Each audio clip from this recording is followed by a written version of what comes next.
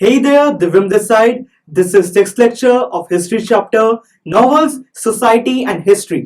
इस लेक्चर में हमारा टॉपिक होगा the nation and it's history.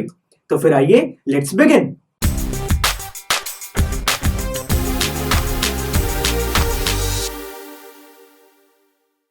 Guys, colonial rule के टाइम पर जो ब्रिटिशर्स थे वो इंडियंस को वीक, डिवाइडेड और सब ह्यूमंस समझते थे. वो समझते थे कि जो इंडियंस हैं वो ब्रिटिशर्स पर डिपेंडेंट हैं. इस बिलीफ को चेंज करने के लिए जो new educated middle class people थे वो इंडियंस को इंडिपेंडेंट माइंडेड बनाना चाहते थे. इसके लिए उन्होंने कुछ हिस्टोरिकल इवेंट्स को चूज किया और उन्हें नॉवेल्स की फॉर्म में लिखना शुरू कर दिया.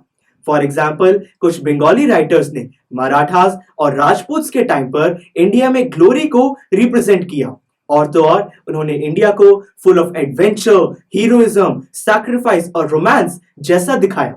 सर, क्या आप कुछ ऐसी ही नॉवेल्स का एग्जाम्पल दे सकते हैं? बिल्कुल. एक नॉवेल थी जिसका नाम था अंगूरिया विनिमय.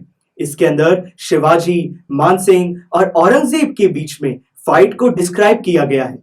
और तो और एक नॉवेल उस टाइम लिखी गई जिसका नाम था आनंदा माथ. उसके अंदर हिंदूज और मुस्लिम्स के बीच में हिंदू किंगडम की फॉर्मेशन को लेकर जो बैटल हुआ उसको डिस्क्राइब किया गया था.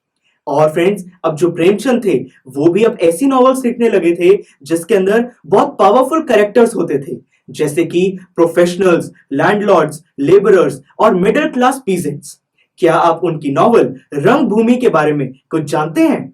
यस सर, रंगभूमि नॉवेल में कॉलोनियल रूल के टाइम में पीजेंट्स के साथ होने वाले इनह्यूमन बिहेवियर को डिस्क्राइब किया गया था. परफेक्ट. अब बात करते हैं गोदान के बारे में. गोदान एक नॉवेल थी जिसको आज हम मॉडर्न इंडियन लिटरेचर की ग्रेटेस्ट नॉवेल कहते हैं.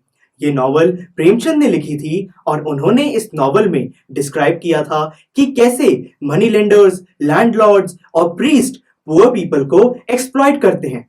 तो guys, this was all about this lecture. Next lecture में हम इस पूरे चैप्टर को शॉर्ट में एक बार रिवाइज करेंगे और फिर हमें नॉवेल्स की हिस्ट्री से क्या समझ आया हम उसको कंक्लूड करेंगे. तो please like, share and subscribe to PU Stack to go to the next lecture. Just click here. Thank you for your time and all the best.